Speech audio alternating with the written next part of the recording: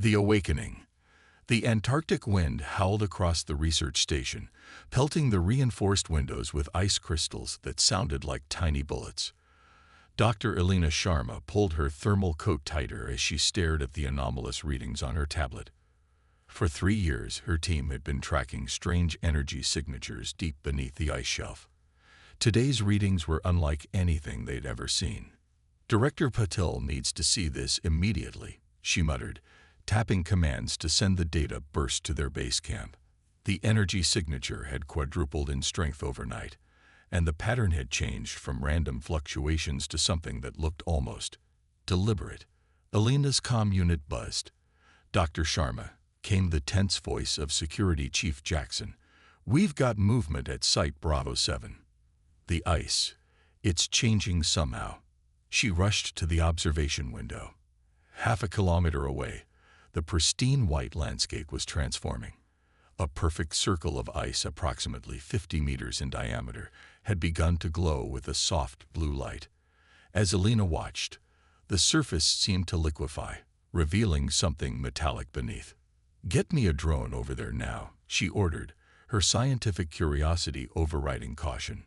Within minutes, the research station's drone was hovering over the anomaly, transmitting high-resolution imagery to the command center. What they saw left everyone speechless. The ice hadn't melted.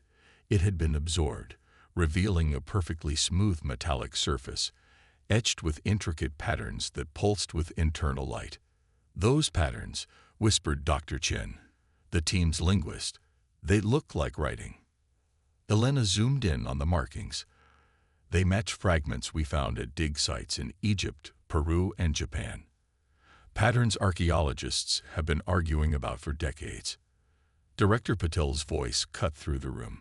"The UN Security Council has been notified. We're not the only ones experiencing this phenomenon.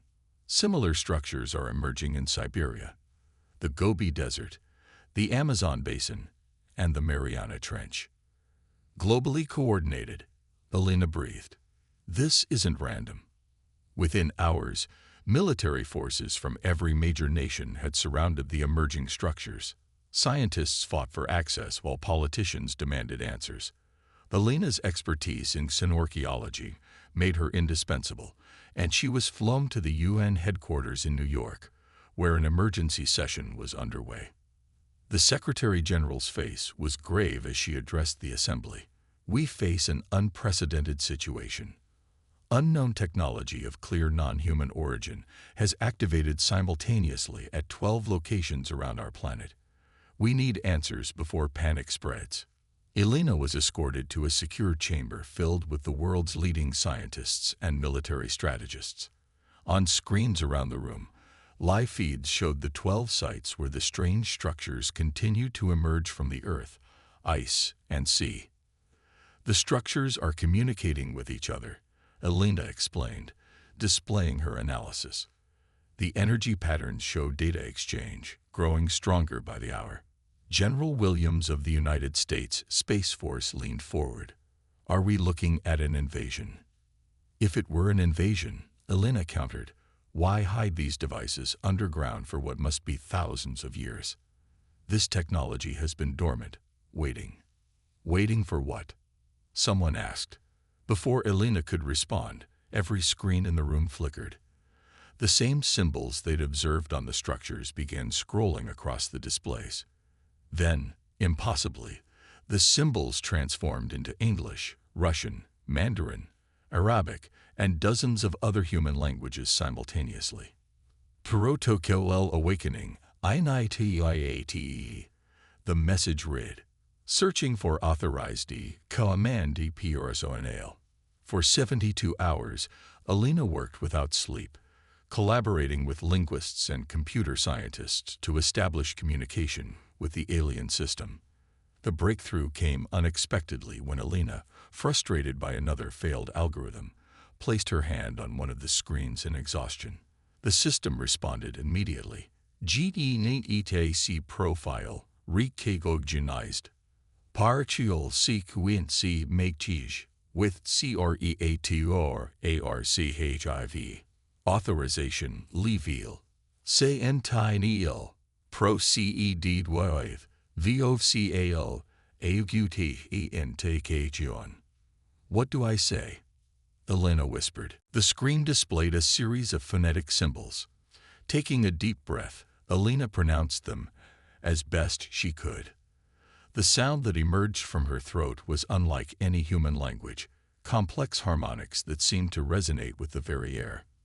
Every screen in the facility blazed with light, and then a three-dimensional hologram materialized in the center of the room. It showed Earth, but not as they knew it. Layers peeled away, revealing colossal machinery nestled within the planet's mantle, machinery that extended to the core. What are we looking at? General Williams demanded. If I'm interpreting this correctly, Elena said, her voice trembling, Earth isn't just a planet. It's a vessel, a ship disguised as a planet. The hologram expanded to show the solar system. Similar highlights appeared on Mars, Venus, and several moons of Jupiter and Saturn. Not just Earth, Elena continued as understanding dawned. Our entire solar system. It's a fleet. The system spoke again. The Guardian Fili Awakening Stiq Hayes Biguan. Threat assessment protocols activated. Scanning nearby space. Panic erupted in the room as military officials demanded to know what threat the system was detecting. Helena fought to maintain order, working frantically to query the alien database. The Guardians, she explained as information flowed across her screen. They were an ancient species who faced extinction at the hands of a galactic power called the Dominion. They couldn't win conventionally, so they created this, a hidden fleet of planet ships that could remain dormant for millions of years if necessary. And were what? Their descendants? Asked Dr. Chen. Elena nodded slowly. According to this data, yes. They seeded early Earth with their genetic material, hoping their children would evolve to reclaim their legacy when the time was right. And that time is now. General Williams looked skeptical. As if in answer, a new alert flashed across all screens. Incoming vessels, DTCTD, Telesification. Dominion warships, Estimate arrival. 72 HOURs. The room fell silent. They're coming, Elena whispered, and they know we're awake. The next 3 days passed in a blur of activity. Governments worldwide placed their militaries on high alert. Religious leaders called for calm while doomsday cults proclaimed the end times. Elena barely left the command center, absorbing as much information as she could from the Guardian database. The Guardians fought a war against the Dominion over 1 million years ago, she explained to the Emergency Council. They were losing, so they implemented this contingency plan, hide their most powerful vessels as planets, seed one with their own DNA, to create a new species that might one day continue the fight. Us, said the Secretary General. Yes, humanity carries fragments of Guardian DNA. Not enough to make us Guardians, but enough that their technology recognizes us as authorized users. So we're supposed to fight their ancient war? General Williams asked incredulously. I don't think that was the original plan, Elena replied. I think we were meant to be their second chance, a new beginning for their civilization, but the Dominion must have detected the awakening signal. On the final day before the predicted arrival, Elena made a discovery that changed everything. Deep in the Guardian database was a command protocol labeled Restoration. This is it, she told the Emergency Council. The Guardians left us a way to fully activate Earth's defense systems, not just the monitoring equipment that's currently online, but weapons, shields, engines. Engines? Someone repeated. As in, Earth could move. Theoretically, yes. According to these specifications, the planet's crust remains stable while the mantle and core mechanisms provide propulsion. Debate raged for hours. Some argued they should attempt to negotiate with the approaching Dominion fleet. Others insisted they should activate all defenses and prepare for war. The final decision came down to a narrow vote. They would awaken Earth's full capabilities. Elena stood in the control chamber they had established at the Antarctic site, surrounded by military personnel and scientific advisors. The protocol required direct interface with the Guardian system, a neural connection that would temporarily merge her consciousness with the planet's control network. "Are you sure about this?" Director Patel asked quietly. Elena nodded, though fear coursed through her veins. "The system has already recognized my genetic pattern as compatible. I have the highest authorization level of anyone we've tested." She lay back in the newly formed control cradle, a seamless metallic couch that had emerged from the alien structure. Tendrils of light extended from the headrest, touching her temples. "Neural interface Infinity," he announced the system. "Preparing for fuel awakening." Elena gasped as her mind expanded beyond her body. Suddenly, she could feel the entire planet. Every system, every weapon, every sensor. Earth itself became an extension of her consciousness. And through that connection, she sensed them. The Dominion ships, emerging from faster-than-light travel at the edge of the solar system. 12 massive vessels, each bristling with weapons that could crack a planet's crust. Through Earth's sensors, Elena watched as the lead Dominion ship broadcast a message in a language she somehow now understood. "Unauthorized activation of Guardian technology detected. Surrender control immediately or face extinction. You have one planetary rotation to comply." Elena's mind raced through the Guardian database, searching for options. What she found chilled her to the core. The Guardians hadn't merely lost their war. They had been systematically exterminated, hunted across the galaxy until only this hidden fleet remained. And now humanity faced the same threat. The reckoning. The Dominion ultimatum echoed through every communication channel on Earth. Surrender or die. Images of their warships, each larger than Earth's moon, circulated worldwide, causing waves of panic and defiance in equal measure. In the Antarctic Control Center, Elena remained connected to the Guardian systems, her consciousness stretched across the planet. Through this expanded awareness, she could sense the other dormant vessels in the solar system beginning to respond to Earth's awakening. "Mars is coming online," she reported, her voice distant as her attention divided between her physical body and her extended consciousness. "Venus too. Jupiter's moons Ganymede and Callisto are Guardian support vessels." General Williams studied the tactical display showing the Dominion fleet's position. "Can we fight them? Do we have a chance?" The Guardian fleet was designed to work as a unified force, Elena explained. "Earth is the command vessel, the brain that coordinates the others. The database shows we have weapons capable of matching the Dominion. But what? But the systems aren't fully operational. The Guardians expected their descendants to have millions of years to prepare to learn. We're being forced to fight before we're ready." The UN Security Council convened an emergency session via secure quantum link. Representatives from every nation gathered virtually to hear Elena's assessment. "We have options," she began. "The Guardian systems include diplomatic protocols. We could attempt communication, try to negotiate. And if that fails," asked the Russian representative. "Then we fight," Elena said simply. "The fleet's weapons are formidable. According to the specifications, Earth alone carries enough firepower to destroy a small star." Silence greeted this revelation. "There's something else you should know," Elena continued. "The Guardian databases contain records of the Dominion. They're not a single species, but a collective of conquered worlds, all serving a central authority. Many of those worlds were subjugated against their will. You're suggesting we could find allies among our enemies." The Chinese representative leaned forward. "It's possible. The Guardian records indicate rebellions were common, just systematically crushed."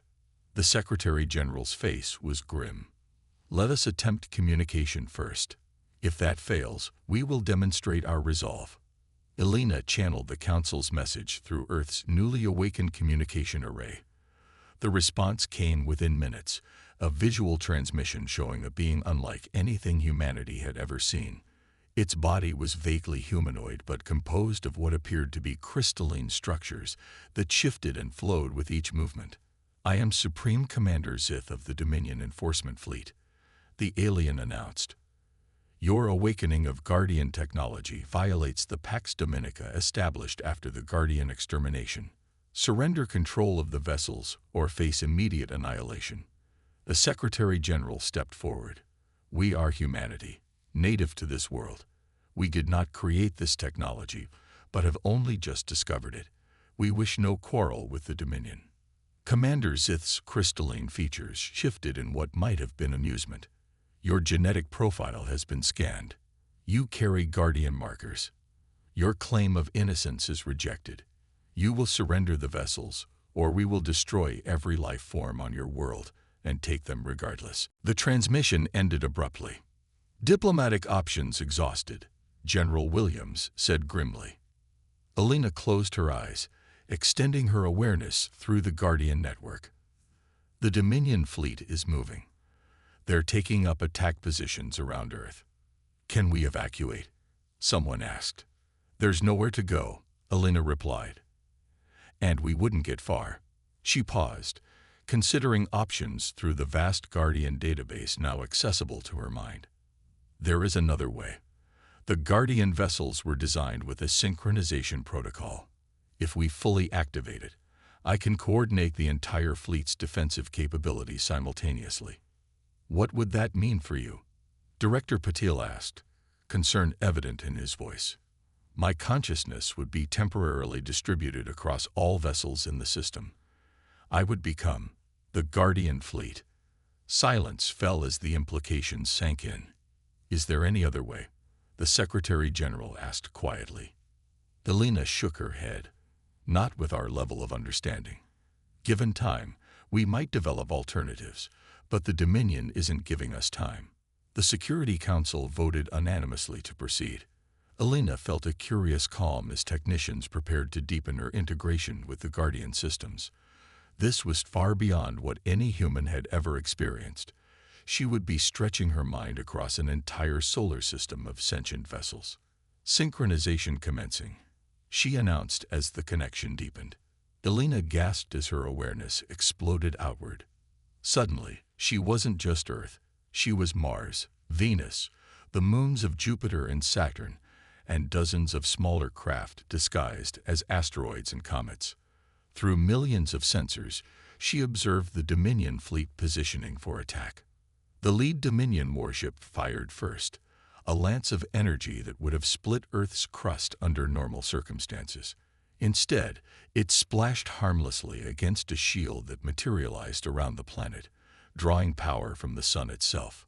Alina/Earth responded instantly. From the South Pole, a beam of concentrated energy erupted, slicing through the shields of the nearest Dominion vessel and cutting it in half. The explosion was visible from every point on Earth's night side, a new star briefly flaring in the heavens. The battle was joined. Dominion ships fired world-killing weapons while the Guardian fleet responded with technologies that bent the very fabric of space-time. Mars launched swarms of smaller craft hidden beneath its red deserts. Venus unveiled gravity weapons that crushed Dominion ships into singularities. Jupiter's moons created a synchronized defense grid that intercepted incoming attacks. Through it all, Alina directed the battle, her human consciousness struggling to contain the vast awareness flowing through her. In the physical control room, her body convulsed as neural overload warnings flashed across monitoring screens. "Her vitals are critical," a medical officer reported. "Brain activity is off the charts. We need to disconnect her."